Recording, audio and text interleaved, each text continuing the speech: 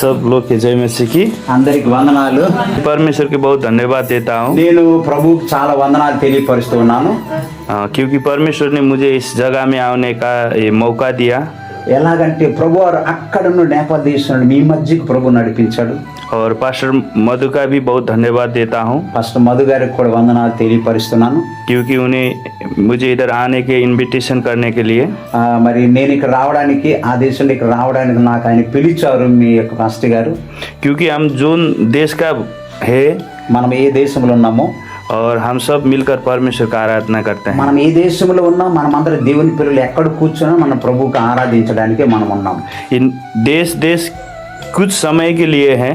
మరి కొద్ది కాలం కొద్ది సంవత్సరాల వరకు ఏ దేశంలో ఉన్నవారమైనా जब परमेश्वर आएगा हम सब एक ही देश का हो जाएंगे. ఒకవేళ ప్రభు వస్తే పరలోకి మనం వెళ్ళిపోతే అది ఒక దేశం మనం అందరం ఉంటాం. హల్లెలూయా.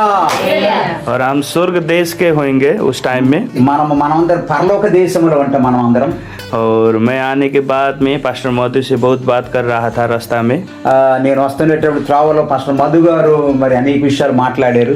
उन्हें मुझे बता रहा था इधर कैसा कैसा सतावट हुआ, उनके जीवन में क्या क्या सतावट आया.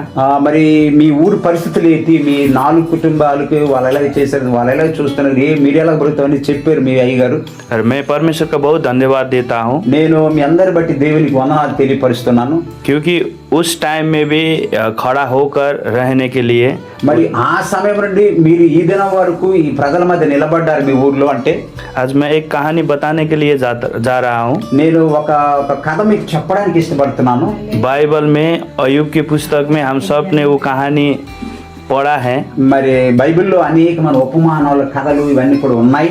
और जब हम अय्यूब का पुस्तक एक अध्याय देखते हैं तो మరి యోబు గ్రంథము 1వ అధ్యాయం చూసినట్లయితే उधर हम एक कहानी देखते हैं.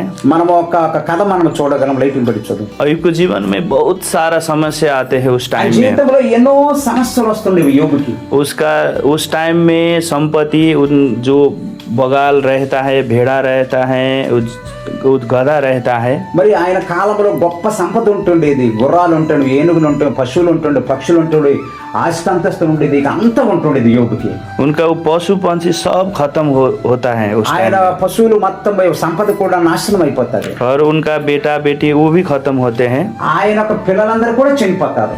अब जब हम अय्यूब 2 अध्याय में देखते हैं तो అక్కడ మనం 2వ అధ్యాయం యోబు గ్రంథం 2వ అధ్యాయం చూసినట్లయితే अय्यूब ने अपने पति से अय्यूब की पत्नी अय्यूब से बोलती है. మరి యోబు భార్య మరి యోబుతో అంటుంది, अब तेरा परमेश्वर का भी तू शराब, నీ దేవుడిని కూడా విడిచిపెట్టే అంటుంది. अब तू भी मर जा. నీవు చనిపో అంటుంది. యోబు భార్య అంటుంది, నీ దేవుడిని విడిచిపెట్టే ఒగ్గే నువ్వు చచ్చిపో అని అంటుంది. जब हम 10 पद में देखते हैं अय्यूब ने एक अच्छा बात इधर कहते మరి हैं. యోబు మరి 10వ అధ్యాయంలో చదువుతాము. 10 years. 2వ అధ్యాయము 10వ వచనం చదువునా. उसने ऐसे कहते हैं, ఆయన ఇక్కడ ఇలా చెప్పాడు. उसने उसे कहा ఆయన ఇక్కడ ఇలా చెప్పాడు, तू एक मूर्ख स्त्री की सी बातें करती है. నువ్వు ఒక మూర్ఖమైన స్త్రీగా మాట్లాడుతున్నావు. చదువు. क्या हम जो परमेश्वर के साथ से सुख लेते हैं. చదువు ఒకసారి. లైట్ పెట్టి సెల్ లైట్ పెట్టి చదువు. ఆయన మాట్లాడు. నువ్వు చదవమని చదువు. మూర్ఖురాలు మాట్లాడినట్లు నీవు మాట్లాడుచున్నావు. మూర్ఖురాలు మాట్లాడినట్టు నువ్వు మాట్లాడుచున్నావు. और जो परमेश्वर के क्या हम जो परमेश्वर के साथ से మరి ఎలాగా మరి దేవునితో ఉండాలి కదా, सुख लेते हैं, మరి సుఖం అనుభవిస్తాము కదా, दुख ना ले. మరి దుఃఖం తీసుకోమా. इस सब बातों में ఇవన్నీ విషయాల్లో अय्यूब ने आपने मुख से कोई पाप नहीं किया. మరి ఈ విధమైన మాటలు ఏవి కూడా నోరు ద్వారా కూడా యోబు పాపం చేయలేదు. जब मैं इस जगह की कहानी सुन रहा था, ఎప్పుడైతే ఈ యొక్క మాటలు ఈ కథ నేను విన్నానో, इधर का जो बड़े लोग है वो दुख दे रहा था. మరి అక్కడ ఉన్నటువంటి ఇక్కడ ఉన్న వాళ్ళు చాలా మంది మీకు ఎన్నో ఇబ్బందులు పెడుతున్నారు. और आप लोग खड़े होकर स्थिर होकर जब रह रहा है, మరి మీరు ఎంత ధైర్యం చేసి ఎన్ని ఇబ్బందులు ప్రజల నుండి లేదా అనేకమైన విధాలుగా ఇబ్బంది పడి నిలబడ్డారు. और परमेश्वर आप सबके आशीष देंगे. ప్రభువారు అలాగున్నందుకు మీకు, మీ కుటుంబాలు, మీ బిడ్డలకి దేవుడు ఆశీర్వదిస్తాడు. क्योंकि जो समस्या में खड़े होने में बहुत समस्या आती हैं। మరి ఎప్పుడైతే దేవుని కొరకు నిలబడతామో ఎన్నో సమస్యలు ఎన్నో శోధనలు వస్తాయి. जब समस्या आते हैं बहुत लोग बैकस्लाइड होते हैं। ఎప్పుడు సమస్యలు వస్తే చాలా మంది ప్రభు నుండి వెనక్కి వెళ్ళిపోతారు, ప్రభు నుండి వెనక్కి వెళ్ళిపోతారు. लेकिन मैं परमेश्वर का धन्यवाद देता हूँ ఎలాగ నేను ప్రభువుకు వందనాలు తెలియపరుస్తున్నాను. क्योंकि उस टाइम में आप लोग के समस्या से जूझने के लिए जो शक्ति प्रदान किया, ఇదిగో అప్పటి నుండి ఇంతవరకు ఆ సమస్యలను ఎదిరించి మీరు ప్రభు కొరకు నిలబడ్డారు. और एक विद्वान ऐसे बताते हैं, మరి ఒక విధవరాలు అంటుంది, భర్త లేనటువంటి స్త్రీ అంటుంది, और जो शहीद का रगत है वो मंडली के बीज है। మరి సంఘానికి ఒక మంచి వ్యక్తిగా ఉండి आप लोग ने जिस समस्या के उठा चुका है, మీరు ఆ విధంగా ఆ స్త్రీ వాళ్ళు ఇదిగో మీరు కూడా ఏం చేశారంటే మీరు చక్కగా ఆ సమస్యలో ధైర్యంగా నిల్చున్నారు. और जो बीज अब थोड़ा थोड़ा उमड़ रहा है। అంటే మీరు ఏదైతే విశ్వాసించి విత్తనం వేశారో ఆ విత్తనం రాను రాను పెరుగుతుంది.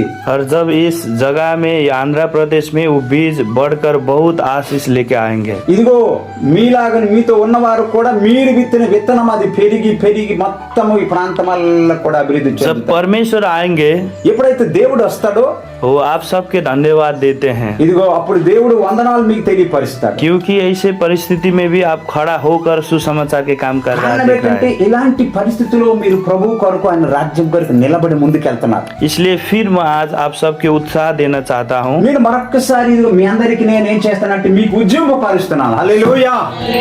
समस्या कुछ समय के लिए आते हैं, మరి సమస్యలు ఆ సమయం ప్రకారంగా వస్తాయి. समस्या लॉन्ग टाइम कभी नहीं रहते हैं। జగత్తు నుండి కష్టాలు శోధనలు బాధలు సమస్యలు మనము బ్రతికినంత కాలం ఉండవు, కొద్ది క్షణాల కొరకు వస్తాయి. जब हम समस्या में स्थिर रहते हैं तो మనము నిజంగా ఆ సమస్యలు స్థిరత్వముగా ఉంటే परमेश्वर बेहतायत से आशीष हम लोग को देते हैं। దేవుడు తప్పకుండా శాశ్వతమైన ఆశీర్వాదం మనకి ఇస్తాడు. इसलिए आप लोग परमेश्वर के साथ में जाने के लिए, परमेश्वर के साथ रहने के लिए समस्या से कभी भी मत डरना। అందుకొరకు దేవునితో ఉండడం కొరకు ఎప్పుడు మీరు బాధపడద్దు, ఎప్పుడు తిరిగి దేవుని నుండి లోకంలోకి వెళ్ళిపోతాం ఎన్నడూ అనుకోకూడదు. అది మనకి ఎంత మాత్రం ఆశీర్వాదం కాదు. जैसे परमेश्वर ने आगे आप लोग की सुरक्षा किया है, फिर आने वाला टाइम में भी परमेश्वर आप लोग की మీరు सुरक्षा ప్రభు నమ్మిన करेंगे। దినాల్లో ఎంత దేవుడు కాపాడాడో ఇక రాబోతున్న దినాల్లో అంతకన్నా ఎక్కువగా మిమ్మల్ని మీ కుటుంబాలను కాపాడుతాడు. आज मैं इस बात बताने के लिए जाता हूँ, ఇది ఈ రోజు నీ మాట చెప్పడానికి ఇష్టపడుతున్నాను. अयुब का पत्नी का जस्ता जीवन नहीं, अयुब का जस्ता जीवन जीना आवश्यकता है। జాగ్రత్త వినండి. యోబు భార్య వలె మనం జీవించకూడదు. దేవుని దగ్గర ఉండి లేదా దేవుని దూషించి ఇక ఎవరైనా దూషించి లోకానికి వెళ్ళిపోయిన భార్య వల్ల ఉండకూడదు. యోబు వలె మనం ప్రభు కొరకు నిలబడాలి. जब हम अयुब का जैसा जीवन जीते हैं तो परमेश्वर हमसे सबके बेहतर से आशीष देंगे। ఇప్పుడైతే మనం యోబు వలె బ్రతుకుతాము, తప్పకుండా యోబు లాంటి ఆశీర్వాదం మనం పొందుకుంటాం. इसलिए आज सबके जीवन में परमेश्वर आशीष दे रहा है।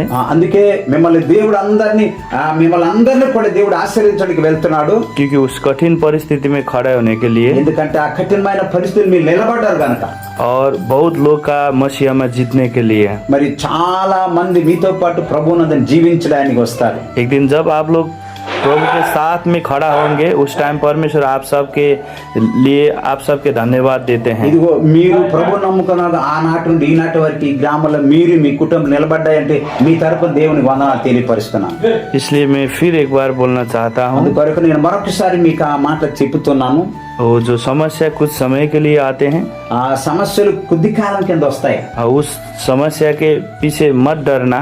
ఆ సమస్యలకి బాధలకి శోధనలకి ఇప్పుడు మీరు భయపడద్దు. जब समस्या में विजय होते हैं परमेश्वर आप सबके जीवन में आशीष देते ఇదిగో ఆ సమస్యల మీద ఎప్పుడైతే జయం పొందుతుంటారో అక్కడ నుండి ప్రభు మిమ్మల్ని దీవిస్తాడు. हैं। आमेन। ఆమేన్. దేవుడి మాట